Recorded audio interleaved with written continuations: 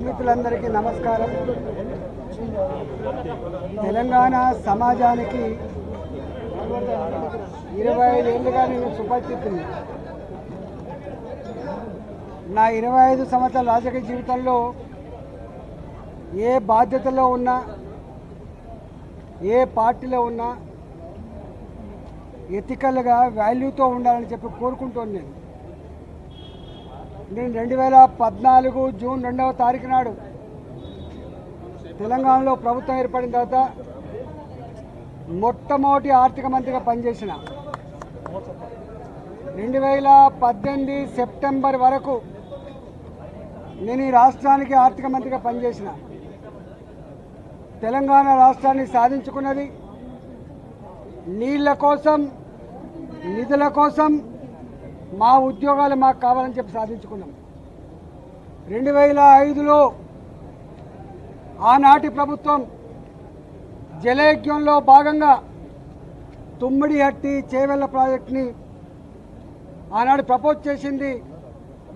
దాని విలువ 2006-7లో దాని విలువ 16,500 కోట్ల రూపాయలు. తుమ్మిడిహట్టి చేవెళ్ల ప్రాజెక్టు. ఆ తదుపరి 4-5 సంవత్సరాల తర్వాత మళ్ళీ అదే ప్రాజెక్టు 38,000 కోట్ల రూపాయలకు పెంచారు. ఆనాడు తుమ్మిడిహట్టి దగ్గర 152 ఫీట్లు బరాజు కట్టాలి, నీళ్ళని డైవర్ట్ చేయాలి, లిఫ్ట్ పెట్టి ఎల్లంపల్లికి తీసుకురావాలని చెప్పి ప్రపోజల్స్ ఉండే. కానీ ఆనాడు మహారాష్ట్ర ప్రభుత్వం అభ్యంతరాలు చెప్పడం వల్ల ఆనాడు మహారాష్ట్ర భూములు మునుగుతైన నెపంతో ఆనాడు శాంక్చురీ పార్క్ ఉందని చెప్పి ఆనాడు 152 మీటర్ల నుంచి 140 మీటర్లు తగ్గించాలన్నప్పుడు తెలంగాణ అవసరాలకు ఆనాడు ప్రభుత్వం చేపట్టిన ప్రాజెక్టులకి 16,50,000 ఎకరాల నీళ్లు కావాలని, 10 టీఎంసీల నీళ్లు రూరల్ ఏరియాకు తాగునీళ్ళ కోసం కావాలని, 30 టీఎంసీల నీళ్లు హైదరాబాద్కి కావాలని, 15 టీఎంసీల నీళ్లు ఇండస్ట్రీస్ కావాలని చెప్పి అయితే కోరిండ్రో అవి ఫుల్ఫిల్ కావు అని చెప్పి CWC report, irrigation department report వచ్చినప్పుడు కేసీఆర్ గారు ఆనాడు ముఖ్యమంత్రిగా ఒక మంత్రివర్గ ఉపసంఘాన్ని వేసిండ్రు. హరీష్ రావు గారి నాయకత్వంలో వారు ఆనాడు ఇరిగేషన్ శాఖ మంత్రి, నేను ఆర్థిక మంత్రిగా, అదేవిధంగా ఇవాటి మంత్రిగా ఆనాటి మంత్రిగా ఉన్నటువంటి తుమ్మల నాగేశ్వరరావు గారు ఆర్ఎండ్బి మంత్రిగా మంత్రివర్గ ఉపసంఘం వేసినారు.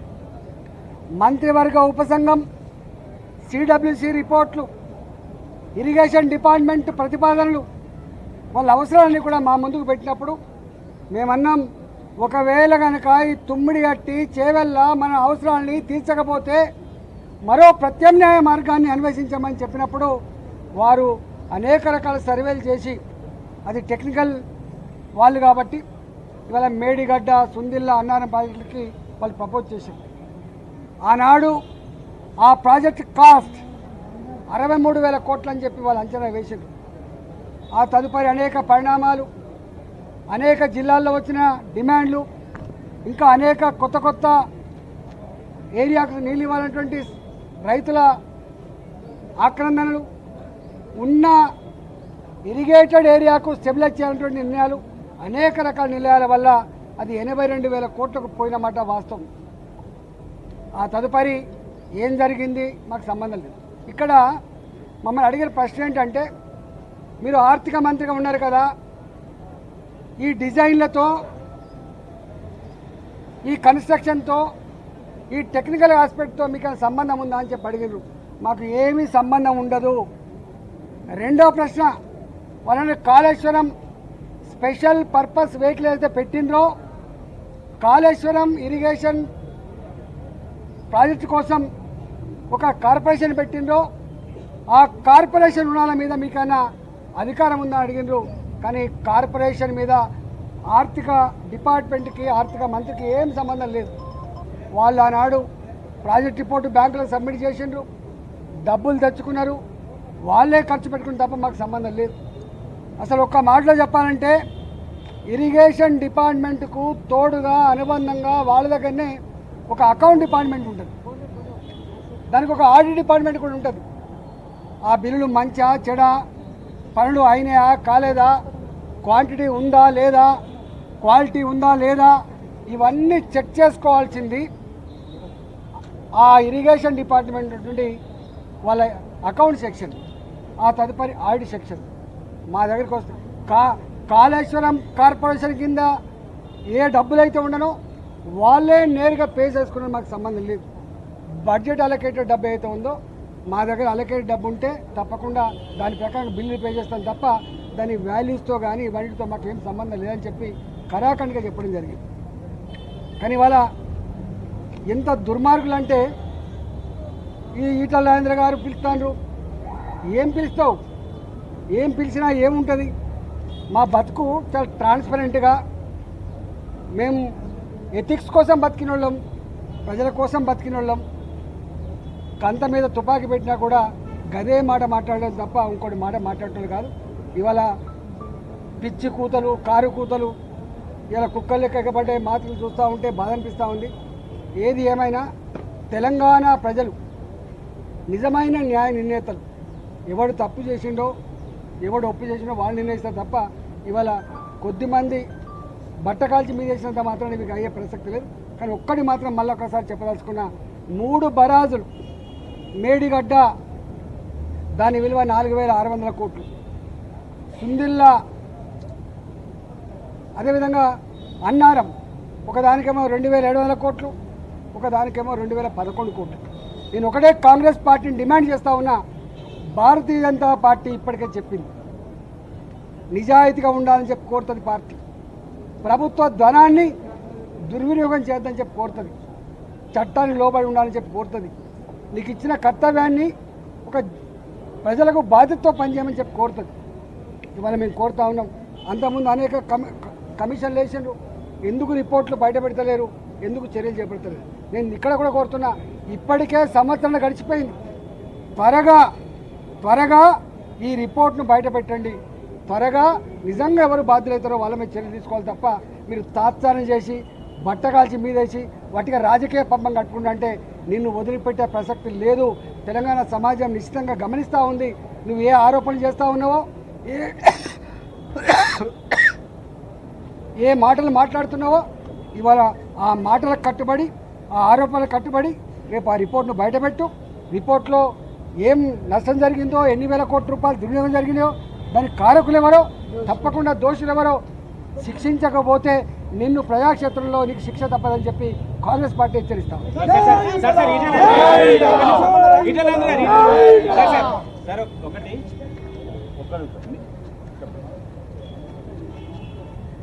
మీడియా సమావేశాల్లో ఈటల రాజేందర్ పదే కొన్ని అంశాలు చెప్పారు.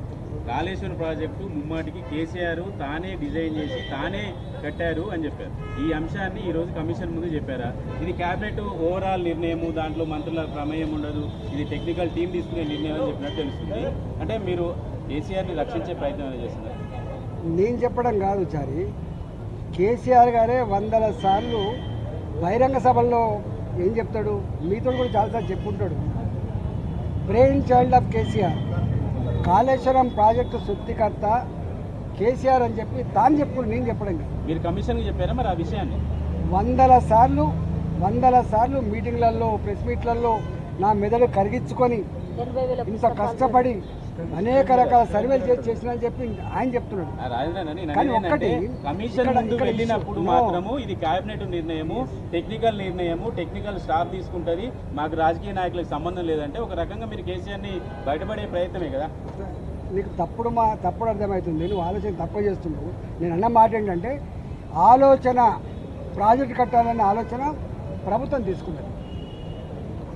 టెక్నికల్ కమిటీ తుమ్మిడిహట్టి దగ్గర కట్టద్దని చెప్పింది. దానికి నిర్ణయం తీసుకున్న వ్యక్తి మొట్టమొదటిగా కేసీఆర్ ఈజ్ బాస్, మొత్తం క్యాబినెట్ బాస్ కేసీఆర్, ఈ రాష్ట్ర ముఖ్యమంత్రి కేసీఆర్. దానికోసం కమిటీ వేసిండు. కానీ అంతిమంగా నిర్ణయం అమలయ్యేది నా బ్రెయిన్ చైల్డ్ కాబట్టి అమలు చేస్తా అని చెప్తే ఒక్కడివే అమలు చేస్తే ఇది కాదు. దాని క్యాబినెట్ మొత్తం ఆమోదిస్తే మాత్రమే అది కన్స్ట్రక్షన్ అవుతుంది తప్ప ఒక కేసీఆర్ ఆమోదించిన పద్ధతి ఉండదు. అంటే నేను అనేదంటే రాజేంద్ర అన్న, రాజేంద్ర బిజినెస్ రూల్స్ నీకు బిజినెస్ రూల్స్ తెలియదు. ప్రాజెక్టు డిజైన్ చేశాడు, కేసీఆర్ కట్టాడని మీడియా సమావేశంలో మీరు చెప్పారు. ఇదే విషయాన్ని కమిషన్ కి చెప్పారా? అక్కడ మాత్రం టెక్నికల్ టీం చూసుకుంటుంది, మాకు సంబంధం లేదని స్టేట్మెంట్ చేశారు. ఎక్కడ కట్టాలి, ఎట్లా కట్టాలి, దాని క్వాలిటీ ఏంది, దాని క్వాంటిటీ ఏంది, దాని డెప్త్ ఎంత, అవన్నీ మాకు సంబంధం ఉండాలంటే ఫైనాన్స్ డిపార్ట్మెంట్, నేను ఫైనాన్స్ డిపార్ట్మెంట్ సంబంధించిన మంత్రిని, అదంతా ఇరిగేషన్ డిపార్ట్మెంట్ వాళ్ళు చేయాల్సిన పని.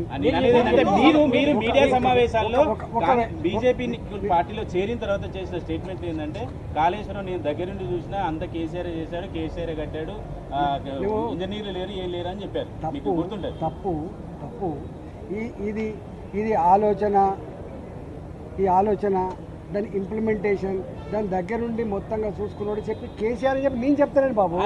కేసీఆర్ చెప్పింది బాబు, కేసీఆర్ మీడియా సమావేశంలో చెప్పిన మీరు చెప్పిన సమాధానానికి గోసు ఎలాంటి రియాక్షన్ ఇచ్చారు? సంతృప్తి చెందారా లేకపోతే మళ్ళీ రమ్మని ఏమైనా కోరారా? నేను అనుకుంటా నన్ను అడిగిన ప్రశ్నలన్నీ కూడా మీడియా మిత్రుల సమక్షంలో అడిగిన ప్రశ్నలు కదా, ఓపెన్ గా మీడియా మిత్రులు అడిగిన సమస్యలకు కదా నేను థ్యాంక్స్ చెప్పిన, వారు కూడా థ్యాంక్స్ చెప్పిండు, మీరంతా చూసింది కదా. నన్ను అడిగిన మొత్తం ప్రశ్నలు 4 గోళ్ల మధ్య మా ఇద్దరి మధ్య జరిగిన సంభాషణ కాదు. నన్ను అడిగిన మొత్తం ప్రశ్నలు మీ అందరి సమక్షంలో అడిగిన ప్రశ్నలు. నేను ఎట్లా సమాధానం చెప్పిందో చూసింది మీరు. తడబడడం కానీ నీళ్ళు నమ్మడం కానీ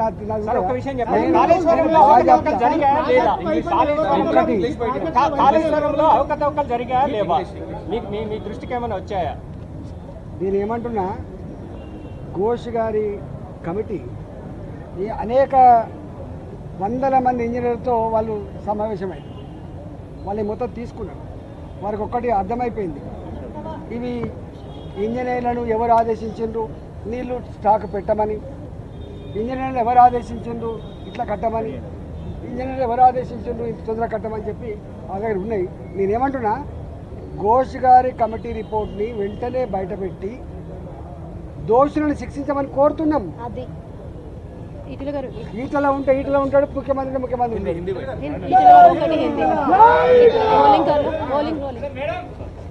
हिंदी बाइट ईटल जी आपसे जानना चाहेंगे, वित्त मंत्री थे तब उस वक्त में आपने कहा कि कालेश्वरम जो है आप प्रोजेक्ट उस वक्त में आप थे, लेकिन अब जो है भाजपा में है और आप कह रहे हैं कि कालेश्वरम में जो कुछ हुआ घपला हुआ भाजपा की तरफ से कहा जा रहा है। अंदर कमीशन में क्या बात हुई, क्या कहा आपने और क्या खुश नजर आए या फिर कम से कम कह सकते हैं कि संतृप्त थे?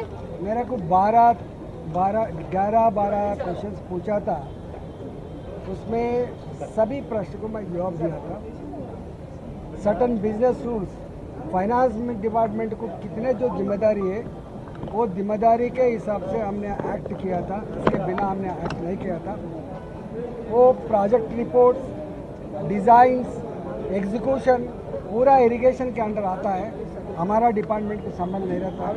नंबर 2, इसके लिए पैसा ज़्यादा ज़रूरत पड़ा था, वो पैसों के लिए वो लोग कालेश्वरम कॉरपोरेशन को बोला था, उसमें लोन लिया था। वो लोन्स के बारे में इरिगेशन डिपार्टमेंट को मालूम है, हमको मालूम होने का सवाल ही नहीं है, वो इंडिपेंडेंट है।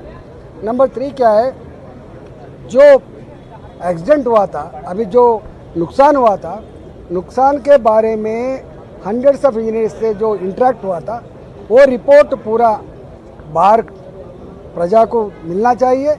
इसमें कौन कौन है, जिम्मेदार कौन कौन है, डेफिनेट एक्शन लेना चाहिए। मगर एक तो पक्का है, अगर इस सरकार जो कमीशन को डाला है, ये कमीशन ज़्यादा दिन नहीं लेना है, तुरंत इसको प्रजा क्षेत्र के अंदर आना है, क्या एक्शन लेते बोलना है। ईटल राजेंद्र जी, वित्त मंत्री के तौर पर जब आप काम कर रहे थे, कालेश्वरम का काम तब सही था या फिर आप भाजपा के नेता होने के नाते जो आरोप लगा रहे हैं कि कालेश्वरम के प्रोजेक्ट में घपला हुआ है, जो पिलर्स हैं वो जिस तरीके से क्रैक्स दिख रहे हैं, उन सब में काम में भी कोताही हुई है, क्या सही है? ईटल राजेंद्र उस तरफ भी दिखे, इस तरफ भी दिखे, सही क्या है? मैंने एक यही बात बोल रहा हूँ, मैं क्या उस